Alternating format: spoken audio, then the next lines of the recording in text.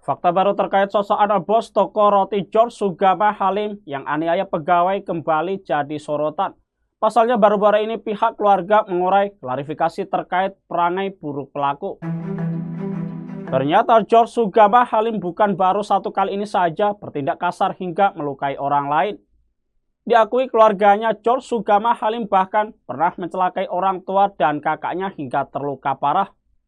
Seperti diketahui, George Sugama Halim viral lantaran videonya saat menganiaya pegawai bernama Dwi Ayu Darmawati tersebar di lini masa. Dalam video terlihat George Sugama Halim secara membabi buta melempari korban dengan berbagai macam barang di toko rotinya. Akibat kejadian yang terjadi pada 17 Oktober 2024 itu, korban yakni Dwi Ayu pun mengalami luka memar di sekujur tubuh dan kepalanya bocor. Terkait kasus yang menimpa pegawainya itu, pihak pemilik toko roti Linda Iyes pun mengungkapkan fakta soal aksi sadis yang dilakukan anaknya George Sugama Halim.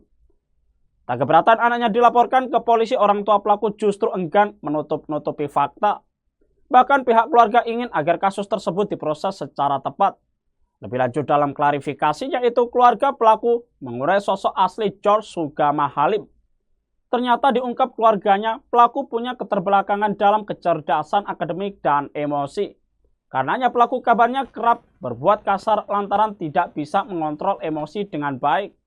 Dalam klarifikasi tersebut, keluarga bahkan menyebut George Sugama Halim pernah mencelakai keluarganya sendiri. Ibu pelaku Linda disebut-sebut pernah mengalami patah tulang lengan dan memar akibat dibanting George Sugama Halim. Pun dengan kakak pelaku yang juga pernah kepalanya bocor lantaran perangai buruk pelaku. Sementara itu pihak kepolisian dari hasil penyelidikan mengungkapkan jika George Sugama Halim disebut memiliki sifat temperamental. Dia kerap marah-marah dan merusak barang-barang yang ada di dekatnya ketika tersulut emosi.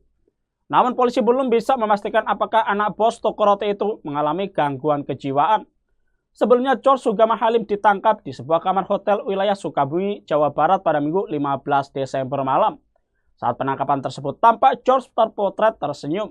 Dirinya ditangkap oleh Aibtu Zakari alias Jacqueline Chopper bersama anggota kepolisian lainnya. George yang telah ditetapkan sebagai tersangka dijerat pasal 351 KUHP tentang penganiayaan dengan ancaman hukuman maksimal 5 tahun penjara. Download Tribun X sekarang, menghadirkan lokal menjadi Indonesia.